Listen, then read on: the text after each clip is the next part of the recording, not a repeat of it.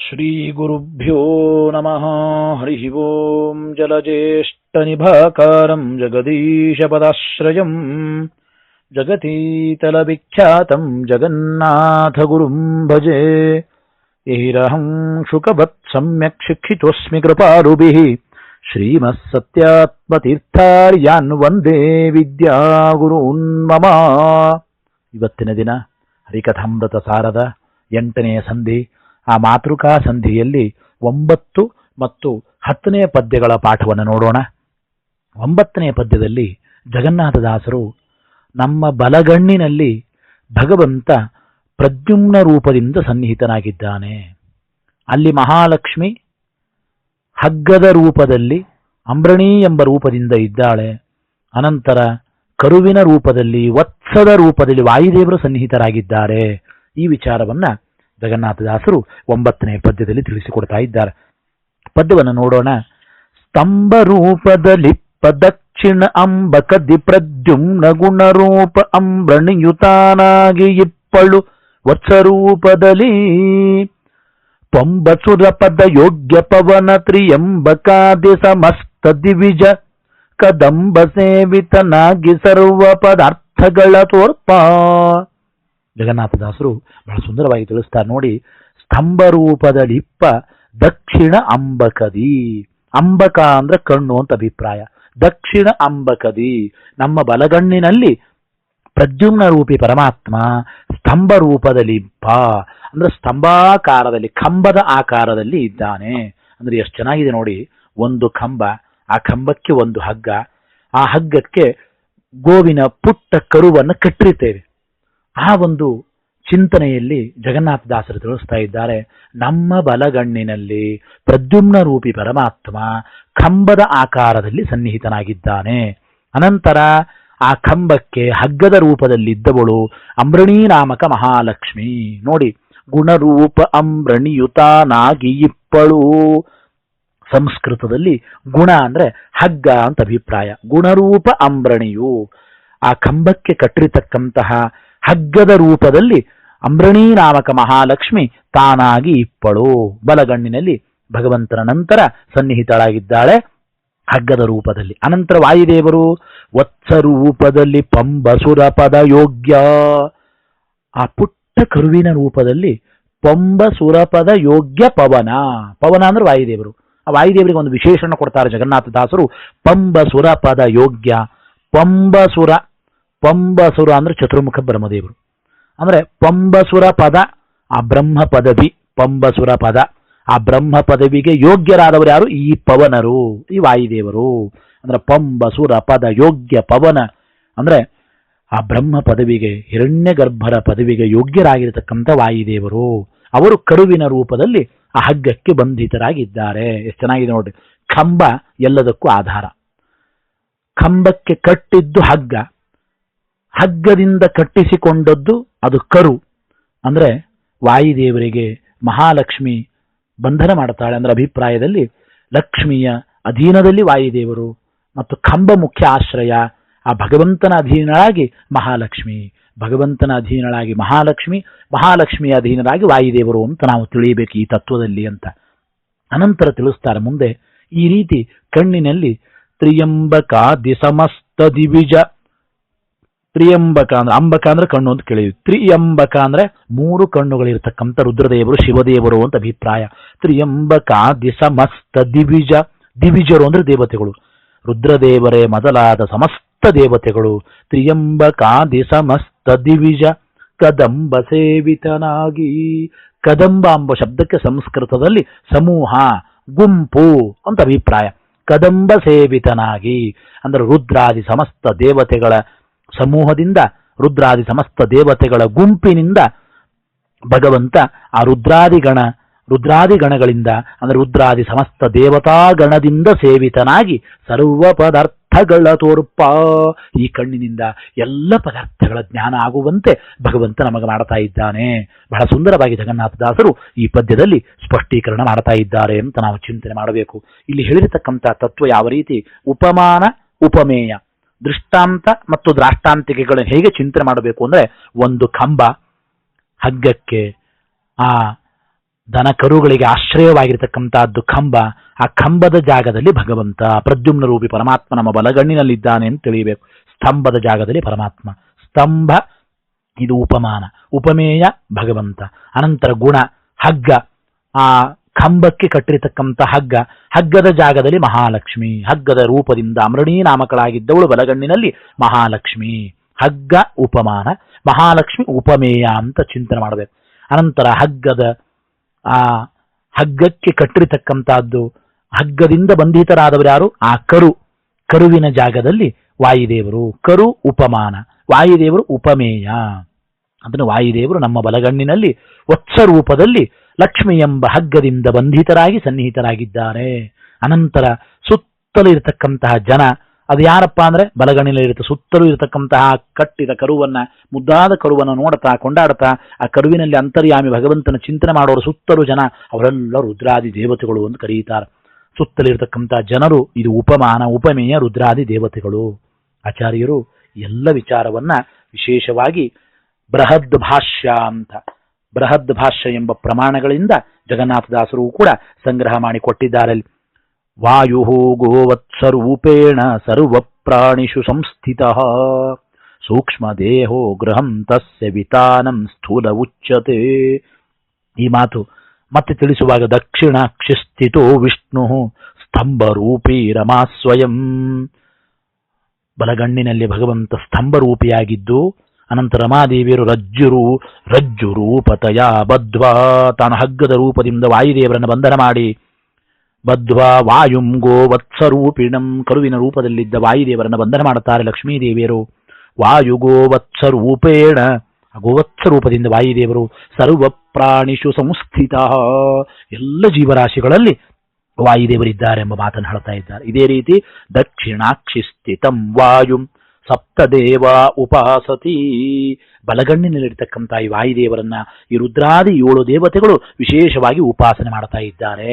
ಎಲ್ಲ ಬೃಹದ್ ಭಾಷ್ಯದ ವಿಷಯವನ್ನ ಜಗನ್ನಾಥದಾಸರು ನಮ್ಮ ಕನ್ನಡೀಕರಣ ಮಾಡಿ ಸಂಗ್ರಹ ಮಾಡಿ ಕೊಡ್ತಾ ಇದ್ದಾರೆ ಅಂತ ನಾವು ಚಿಂತನೆ ಮಾಡಬೇಕು. ಇನ್ನೊಮ್ಮೆ ಶಬ್ದಾರ್ಥ ನೋಡೋಣ. ಸ್ತಂಭ ರೂಪದಲಿಪ್ಪ ದಕ್ಷಿಣ ಅಂಬಕದಿ ಪ್ರದ್ಯುಮ್ನ, ಪ್ರದ್ಯುಮ್ನ ರೂಪಿ ಪರಮಾತ್ಮ ದಕ್ಷಿಣ ಅಂಬಕದಿ ನಮ್ಮ ಬಲಗಣ್ಣಿನಲ್ಲಿ ಸ್ತಂಭ ರೂಪದಲಿಪ್ಪ, ಕಂಬದ ರೂಪದಲ್ಲಿ ಸನ್ನಿಹಿತನಾಗಿದ್ದಾನೆ. ಆ ಕಂಬಕ್ಕೆ ಕಟ್ಟಲ್ಪಟ್ಟಿರ್ತಕ್ಕಂಥ ಹಗ್ಗ ಯಾರು? ಗುಣರೂಪ ಅಂಬ್ರಣಿಯುತಾನಾಗಿ ಇಪ್ಪಳು. ಗುಣ ಹಗ್ಗ, ಹಗ್ಗದ ರೂಪದಲ್ಲಿ ಅಂಬ್ರಣಿಯು, ಅಂಬ್ರಣೀ ನಾಮಕ ಮಹಾಲಕ್ಷ್ಮಿಯು ತಾನಾಗಿ ಇಪ್ಪಳು ಅಲ್ಲಿ ಸನ್ನಿಹಿತಳಾಗಿದ್ದಾಳೆ. ಅನಂತರ ಪಂಬಸುರ ಪದ ಯೋಗ್ಯ ಪವನ, ಬ್ರಹ್ಮ ಪದವಿಗೆ ಯೋಗ್ಯರಾಗಿರತಕ್ಕಂಥ ವಾಯುದೇವರು ವತ್ಸ ರೂಪದಲ್ಲಿ ಆ ಕಂಬಕ್ಕೆ ಕಟ್ಟಿರತಕ್ಕಂಥ ಹಗ್ಗಕ್ಕೆ ಬಂಧಿತರಾಗಿ ಲಕ್ಷ್ಮಿಯ ಅಧೀನರಾಗಿದ್ದಾರೆ, ಅಂದರೆ ನಮ್ಮ ಬಲಗಣ್ಣಿನಲ್ಲಿದ್ದಾರೆ. ಈ ರೀತಿ ಆ ವತ್ಸದ ರೂಪದಲ್ಲಿದ್ದ ವಾಯುದೇವರು, ಅನಂತರ ಮಹಾಲಕ್ಷ್ಮಿ, ಆಮೇಲೆ ಭಗವಂತ, ಇವರೆಲ್ಲರನ್ನ ಸೇವೆ ಮಾಡುವ ಸುತ್ತಲೂ ಜನರು ಯಾರು? ತ್ರಿಯಂಬಕಾದಿ ಸಮಸ್ತ ದಿವಿಜ ಕದಂಬ ಸೇವಿತನಾಗಿ, ರುದ್ರದೇವರೇ ಮೊದಲಾದ ಸಮಸ್ತ ದೇವತಾಗಣದಿಂದ ಸೇವಿತನಾಗಿ ಪೂಜ್ಯನಾಗಿ ಭಗವಂತ ವಿಶಿಷ್ಟವಾಗಿ ಪೂಜಿತನಾಗಿ ಸರ್ವ ಪದಾರ್ಥಗಳ ತೋರ್ಪ, ಕಣ್ಣಿನಿಂದ ನಾವು ನೋಡುವ ಎಲ್ಲ ಪದಾರ್ಥಗಳನ್ನ ಭಗವಂತ ನಮಗೆ ತೋರಿಸ್ತಾ ಇದ್ದಾನೆ ಎಂಬ ವಿಚಾರವನ್ನು ಸುಂದರವಾಗಿ 9ನೇ ಪದ್ಯದಲ್ಲಿ ಜಗನ್ನಾಥದಾಸರು ತಿಳಿಸ್ತಾ ಇದ್ದಾರೆ. ಕಣ್ಣಿನಿಂದ ನಾವು ಎಲ್ಲ ಪದಾರ್ಥಗಳನ್ನು ನೋಡುವಾಗ ಕಣ್ಣಿನಲ್ಲಿ ಪ್ರದ್ಯುಮ್ನ ರೂಪಿ ಪರಮಾತ್ಮ, ಅಲ್ಲಿ ಅಂಬ್ರಣೀ ನಾಮಕ ಮಹಾಲಕ್ಷ್ಮಿ, ಅನಂತರ ವತ್ಸದ ರೂಪದಲ್ಲಿರತಕ್ಕಂಥ ವಾಯುದೇವರು ಅಂತ ಚಿಂತನೆ ಮಾಡಬೇಕು. ಈ 3 ಜನರನ್ನ ಸೇವೆ ಮಾಡತಕ್ಕಂಥ ರುದ್ರಾದಿ 7 ಜನ ದೇವತೆಗಳು ನಮ್ಮ ಕಣ್ಣಿನಲ್ಲಿದ್ದಾರೆ ಅಂತ ಭಕ್ತಿಯಿಂದ ನಾವು ಚಿಂತನೆ ಮಾಡಿದಾಗ ಯಾವುದೇ ವಿಧವಾಗಿರತಕ್ಕಂಥ ಕಣ್ಣಿನ ದೋಷಗಳು ನಮಗೆ ತಟ್ಟೋದಿಲ್ಲ ಎಂಬ ಚಿಂತನೆಯಲ್ಲಿ ಭಕ್ತಿಯಿಂದ ಈ ವಿಚಾರವನ್ನು ನಾವು ಪಠನೆ ಮಾಡಬೇಕು, ತಿಳಿಯಬೇಕು. ಇನ್ನೊಮ್ಮೆ ಪದ್ಯವನ್ನು ನೋಡಿ. ಸ್ತಂಭ ರೂಪದ ಲಿಪ್ಪ ದಕ್ಷಿಣ ಅಂಬಕತಿ ಪ್ರದ್ಯುಮ್ನ ಗುಣರೂಪ ಅಂಬ್ರಣಿಯು ತಾನಾಗಿ ಇಪ್ಪಳು ವತ್ಸ ರೂಪದಲ್ಲಿ, ಪಂಬಸುರ ಪದ ಯೋಗ್ಯ ಪವನ ತ್ರಿಯಂಬಕಾದಿ ಸಮಸ್ತ ದಿವಿಜ ಕದಂಬ ಸೇವಿತನಾಗಿ ಸರ್ವ ಪದಾರ್ಥಗಳ ತೋರ್ಪ. ಮುಂದೆ 10ನೇ ಪದ್ಯದಲ್ಲಿ ಜಗನ್ನಾಥದಾಸರು ಆ ನಮ್ಮ ಕಣ್ಣಿನಲ್ಲಿರ್ತಕ್ಕಂಥ ಮುಂದಿನ ದೇವತೆಗಳ ವಿಚಾರ ಹೇಳ್ತಾರೆ. ಅಂದ್ರೆ ದೇವತೆಗಳೇ ವಶಿಷ್ಠ ಗೌತಮ ವಿಶ್ವಾಮಿತ್ರಾದಿ ಋಷಿಗಳ ಹೆಸರಿಂದ ಕರೆಸಿಕೊಳ್ಳುತ್ತಾ ಸುಮಾರು 7 ಜನ, ಸರಸ್ವತಿಯನ್ನು ಹಿಡಿದರೆ 8 ಜನ ಆ ಋಷಿಗಳ ಹೆಸರಿನಿಂದ ವಾಚ್ಯರಾಗಿ ರುದ್ರಾದಿ ದೇವತೆಗಳೇ ನಮ್ಮ ಕಣ್ಣಿನಲ್ಲಿ ಸನ್ನಿಹಿತರಾಗಿ ಎಲ್ಲ ಪದಾರ್ಥವನ್ನು ತೋರಿಸ್ತಾರೆ. ಮತ್ತು ವಿಶಿಷ್ಟವಾಗಿ ಆ ಎಲ್ಲ ದೇವತೆಗಳು ಭಗವಂತನ ಆರಾಧನೆ ನಮ್ಮ ಕಣ್ಣಿನಲ್ಲಿ ನಿಂತು ಉಪಾಸನೆ ಮಾಡುತ್ತಾರೆ ಎಂಬ ವಿಚಾರವನ್ನು 10ನೇ ಪದ್ಯದಲ್ಲಿ ಜಗನ್ನಾಥದಾಸರು ತಿಳಿಸ್ತಾ ಇದ್ದಾರೆ. ಬಹಳ ಸುಂದರವಾಗಿರ್ತಕ್ಕಂಥ ಪದ್ಯವನ್ನು ನೋಡೋಣ. ನೇತ್ರಗಳಲ್ಲಿ ವಶಿಷ್ಠ ವಿಶ್ವಾಮಿತ್ರ ಭಾರದ್ವಾಜ ಗೌತಮ ಅತ್ರಿ ಆಜಮದಗ್ನಿ ನಾಮಗಳಿಂದಲಿ ಕರಿಸುತ್ತಲೀ ಪತ್ರತಾಪಕ ಶಕ್ರ ಸೂರ್ಯ ಧರಿತ್ರಿ ಪರ್ಜನ್ಯಾದಿ ಸುರರು ಜಗತ್ರಜೇಶನ ಭಜಿಪರನು ದಿನ ಪರಮ ಭಕುತಿಯಲಿ. ಬಹಳ ಚೆನ್ನಾಗಿ ತಿಳಿಸ್ತಾ ಇದ್ದಾರೆ. ನೇತ್ರಗಳಲ್ಲಿ, ನಮ್ಮ ಕಣ್ಣುಗಳಲ್ಲಿ ವಶಿಷ್ಠ, ವಿಶ್ವಾಮಿತ್ರ, ಭರದ್ವಾಜ ಋಷಿಗಳು, ಗೌತಮರು, ಅತ್ರಿ ಮತ್ತು ಆ ಜಮದಗ್ನಿಗಳೇ ಮೊದಲಾದ ಈ ಋಷಿಗಳ ನಾಮಗಳಿಂದ ಕರೆಸುತ್ತಲಿ, ಎಲ್ಲ ಋಷಿಗಳ ನಾಮದಿಂದಲೇ ಕರೆಸುತ್ತಾ ಯಾರು? ಪತ್ರತಾಪಕ ಅಂದ್ರೆ ರುದ್ರದೇವರಲ್ಲಿ. ಏಕಾದಶ ರುದ್ರರಲ್ಲಿ ಪತ್ರತಾಪ ಎಂಬ ಒಬ್ಬ ರುದ್ರ ಬೇರೆ. ಆದರೆ ಇಲ್ಲಿ ಪ್ರತ್ಯೇಕ ಮುಖ್ಯವಾದ ಶಿವದೇವರನ್ನು ರುದ್ರದೇವರನ್ನು ಹೇಳಿಲ್ಲ. ಆದ್ದರಿಂದ ಇಲ್ಲಿ ಪತ್ರತಾಪಕ ಎಂಬ ಶಬ್ದದಿಂದಲೇ ರುದ್ರದೇವರನ್ನು ಸ್ವೀಕಾರ ಮಾಡಬೇಕು. ಅಂದ್ರೆ ಕೇವಲ ಅಂಗಭೂತನಾದ ಪತ್ರತಾಪ ಎಂಬ ಏಕಾದಶ ರುದ್ರರಲ್ಲಿ ಸೇರಿರ್ತಕ್ಕಂಥ ರುದ್ರ ಅಲ್ಲ, ಪ್ರಧಾನ ರುದ್ರದೇವರನ್ನೇ ಪತ್ರತಾಪಕ ಎಂಬ ಹೆಸರಿನಿಂದ ಸ್ವೀಕಾರ ಮಾಡಬೇಕು ಅಂತ ವ್ಯಾಖ್ಯಾನದಲ್ಲಿ ಬರೀತಾ ಇದ್ದಾರೆ. ಪತ್ರತಾಪಕ ಅಂದ್ರೆ ಮಹಾರುದ್ರದೇವರು, ಶಕ್ರ ಇಂದ್ರದೇವರು, ಸೂರ್ಯ ಧರಿತ್ರಿ ಭೂಮಿ, ಪರ್ಜನ್ಯನೇ ಅಂದ್ರೆ ವರುಣನೇ ಮೊದಲಾದ ಸಕಲ ಸುರರು, ಪರ್ಜನ್ಯಾದಿ ಸುರರು, ಜಗತ್ರಜೇಶನ ಈ ಮೂರು ಜಗತ್ತಿಗೆ ಒಡೆಯನಾದ, ಅದ 3 ಲೋಕಗಳಿಗೆ ಸ್ವಾಮಿಯಾಗಿರತಕ್ಕಂತಹ ಜಗತ್ರಜೇಶನ, ತ್ರಿಲೋಕಕ್ಕೆ ಅಧೀಶನಾದ, ಒಡೆಯನಾದ, ಸ್ವಾಮಿಯಾದ ಭಗವಂತನ ಅನುದಿನ ನಿತ್ಯವೂ ಕೂಡ ಪರಮ ಭಕುತಿಯಲ್ಲಿ ಭಜಿಪರು.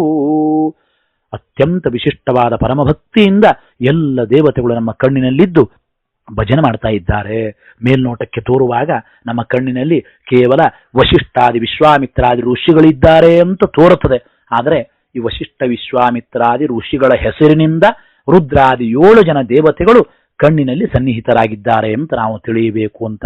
ಇಲ್ಲಿ ತಿಳಿಯುವ ವಿಚಾರಗಳು ಸಾಕಷ್ಟುಂಟು. ಮುಖ್ಯವಾಗಿ ಅಂದರೆ ಸರಿಯಾಗಿ ಬೃಹದಾರಣ್ಯಕ ಉಪನಿಷತ್ತು ಮತ್ತು ಛಾಂದೋಗ್ಯ ಉಪನಿಷತ್ತು, ಅನಂತರ ಬೃಹದಾರಣ್ಯಕ ಉಪನಿಷತ್ತಿಗಿರತಕ್ಕಂಥ ಆಚಾರ್ಯರ ಬೃಹದಾರಣ್ಯಕ ಉಪನಿಷತ್ ಭಾಷ್ಯ, ಆ ಬೃಹದಾರಣ್ಯಕ ಉಪನಿಷತ್ತಿನಲ್ಲಿ ಶಿಶು ಬ್ರಾಹ್ಮಣದಲ್ಲಿ ಹೇಳಿರತಕ್ಕಂಥ ಇಷ್ಟು ವಿಚಾರವನ್ನು ಜಗನ್ನಾಥದಾಸರು ಬಹಳ ಸುಂದರವಾಗಿ ಈ ಪದ್ಯದಲ್ಲಿ ಸಂಗ್ರಹ ಮಾಡಿ ನಮಗೆ ತೋರಿಸ್ತಾ ಇದ್ದಾರೆ ಅಂತ ನಾವು ಚಿಂತನೆ ಮಾಡಬೇಕು.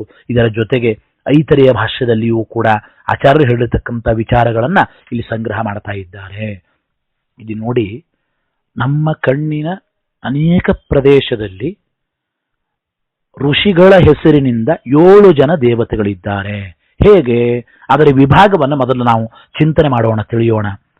ಅಂದರೆ ವಾಯುದೇವರ ದ್ವಾರ ಭಗವಂತನನ್ನ ಭಜನೆ ಮಾಡತಕ್ಕಂತಹ ಈ ಕಣ್ಣಿನಲ್ಲಿ ಅಲ್ಲೆಲ್ಲಿ ಸನ್ನಿಹಿತರಾಗಿರ್ತಕ್ಕಂಥ 7 ದೇವತೆಗಳ ವಿಚಾರವನ್ನು ಈ ಪದ್ಯದಲ್ಲಿ ಹೇಳಿದ್ದು. ಹೇಗೆ ನೋಡಿ, ನಮ್ಮ ಕಣ್ಣಿನ ಮಧ್ಯದಲ್ಲಿ ಇರತಕ್ಕಂಥ ಬಿಳಿಗುಡ್ಡೆ ಇದೆಯಲ್ಲ, ಕಣ್ಣಿನ ಮಧ್ಯದಲ್ಲಿ ಇರತಕ್ಕಂಥ ಆ ಬಿಳಿಗುಡ್ಡೆಯಲ್ಲಿ ವಶಿಷ್ಠ ಎಂಬ ಹೆಸರಿನ ಇಂದ್ರದೇವರು ಸನ್ನಿಹಿತರಾಗಿದ್ದಾರೆ, ಮೊದಲನೇದ್ದು. ಎರಡನೇದಾಗಿ ನಮ್ಮ ಕಣ್ಣಿನಲ್ಲಿರ್ತಕ್ಕಂಥ ಕನೀನಿಕ ಅಂತ ಕರೀತಾರೆ. ಮತ್ತು ನಮ್ಮ ದೃಷ್ಟಿ, ನೋಡುವ ದೃಷ್ಟಿ, ಅದನ್ನು ಕನೀನಿಕ ಮತ್ತು ದೃಷ್ಟಿ, ಇವುಗಳಲ್ಲಿ ವಿಶ್ವಾಮಿತ್ರ ನಾಮಕನಾದ ಸೂರ್ಯನೇ ಸನ್ನಿಹಿತನಾಗಿದ್ದಾನೆ. ಅನಂತರ ನಮ್ಮ ಕಣ್ಣಲ್ಲಿ ಬರತಕ್ಕಂತಹ ಕಣ್ಣೀರಿನಲ್ಲಿ ಭರದ್ವಾಜ ನಾಮಕರಾದ ಪರ್ಜನ್ಯ ವರುಣದೇವರು ಸನ್ನಿಹಿತರಾಗಿದ್ದಾರೆ. ಅನಂತರ ಕಣ್ಣಿನಲ್ಲಿ ಇರ್ತಕ್ಕಂಥ ಕೆಂಪು ಗೆರೆಗಳಿದೆಯಲ್ಲ, ಕೆಂಪು ರೇಖೆಗಳು, ಆ ಕೆಂಪು ರೇಖೆಯಲ್ಲಿ ಗೌತಮ ಎಂಬ ಹೆಸರಿನ, ಪತ್ರತಾಪ ಎಂಬ ಹೆಸರಿನ ರುದ್ರದೇವರು ಸನ್ನಿಹಿತರಾಗಿದ್ದಾರೆ. ಮಹಾರುದ್ರದೇವರು ಕಣ್ಣಿನ ಕೆಂಪು ಗೆರೆಯಲ್ಲಿ ಗೌತಮ ಎಂಬ ಹೆಸರಿನಿಂದ ಸನ್ನಿಹಿತರಾಗಿದ್ದಾರೆ. ಅನಂತರ ನಮ್ಮ ಕಣ್ಣಿನ ಮೇಲಿನ ರೆಪ್ಪೆಯಲ್ಲಿ ಅತ್ರಿ ನಾಮಕರಾದ ಭಾರತೀ ದೇವಿಯರು ಸನ್ನಿಹಿತರಾಗಿದ್ದಾರೆ. ಇಲ್ಲಿ ಒಂದು ಚಿಂತನೆ ಮಾಡಬೇಕು. ಕಣ್ಣಿನ ರೆಪ್ಪೆ ಕಣ್ಣನ್ನು ರಕ್ಷಣೆ ಮಾಡುತ್ತದೆ. ಅಂದ್ರೆ ಕಣ್ಣಲ್ಲಿರ್ತಕ್ಕಂತಹ ಗುಡ್ಡೆ, ಆ ಕೆಂಪು ಗೆರೆ, ದೃಷ್ಟಿ, ಇವುಗಳಿಗೆಲ್ಲ ಇಂದ್ರ, ಸೂರ್ಯ, ಪರ್ಜನ್ಯ, ರುದ್ರದೇವರು ಎಲ್ಲರೂ ಸನ್ನಿಹಿತರಾಗಿದ್ದಾರೆ ಆ ಋಷಿಗಳ ಹೆಸರಿನಿಂದ ಅಂತ ಕೇಳಿದ್ದೇವೆ.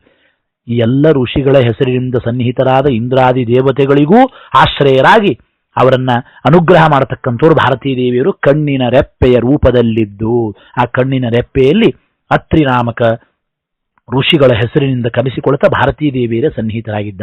ಮತ್ತು ಕಣ್ಣಿನ ಕರೀಗುಡ್ಡೆಯಲ್ಲಿ ಜಮದಗ್ನಿ ನಾಮಕ ಅಗ್ನಿದೇವರು ಸನ್ನಿಹಿತರಾಗಿದ್ದಾರೆ ಅಂತ ಹೇಳ್ತಾರೆ. ಅನಂತರ ಕಣ್ಣಿನ ರೆಪ್ಪೆ ಇದೆಯಲ್ಲ, ಮತ್ತೆ ಅಲ್ಲಿ ಯಥಾ ಪ್ರಕಾರ ಮತ್ತೆ ಕಶ್ಯಪ ಎಂಬ ಹೆಸರಿನಿಂದ ಭೂದೇವಿಯರು ಸನ್ನಿಹಿತರಾಗಿದ್ದಾರೆ ಎಂಬ ಮಾತನ್ನು ಹೇಳ್ತಾ ಇದ್ದಾರೆ. ಇಲ್ಲಿ ಮೇಲೆ ಹೇಳಿರ್ತಕ್ಕಂಥ ಕಣ್ಣಿನ ರೆಪ್ಪೆಯಲ್ಲಿ ಭಾರತೀ ದೇವಿಯರು ಅಂತ ಏನು ಕೇಳಿದ್ದೇವೆ, ಆ ಭಾರತೀ ದೇವಿಯರ ಜೊತೆಗೆ 8ನೇಯವರಾಗಿ ಸರಸ್ವತೀ ದೇವಿಯರನ್ನು ಸ್ವೀಕಾರ ಮಾಡಬೇಕು.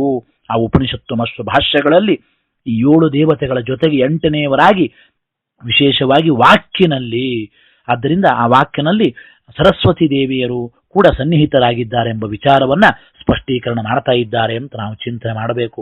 ಅನೇಕ ಸ್ಮೃತಿಗಳಲ್ಲಿ ನಯನೇ ರಕ್ತರಾಜಸ್ಥ ರುದ್ರೋ ಗೌತಮ ನಾಮಕಃ ಇದೇ ಮೊದಲಾದ ಸ್ಮೃತಿ ವಚನಗಳು ಬೃಹದಾರಣ್ಯಕ ಉಪನಿಷತ್ತು ಮತ್ತು ಭಾಷ್ಯಗಳ ಆಧಾರದಲ್ಲಿ ವಿಶೇಷವಾಗಿ ಜಗನ್ನಾಥದಾಸರು ಇಲ್ಲಿ ತಿಳಿಸಿಕೊಡ್ತಾ ಇದ್ದಾರೆ ಈ ವಿಚಾರವನ್ನ ಅಂತ ನಾವು ಚಿಂತನೆ ಮಾಡಬೇಕು. ಇದರ ಜೊತೆಗೆ ಮಾನಸ ಸ್ಮೃತಿಯಲ್ಲಿ ವ್ಯಾಸತತ್ವಜ್ಞ ತೀರ್ಥರು ಈ ದೇವತೆಗಳು ನೆಲೆಸಿರತಕ್ಕಂಥ ಅನೇಕ ಈ ವಿವಿಧವಾದ ವಿಭಾಗಗಳನ್ನ ಇಷ್ಟೊತ್ತು ನಾವೇನು ವಿಭಾಗ ಕೇಳಿದ್ದೇವೆ ವ್ಯಾಸತತ್ವಜ್ಞರು ತಿಳಿಸಿದ್ದಾರೆ.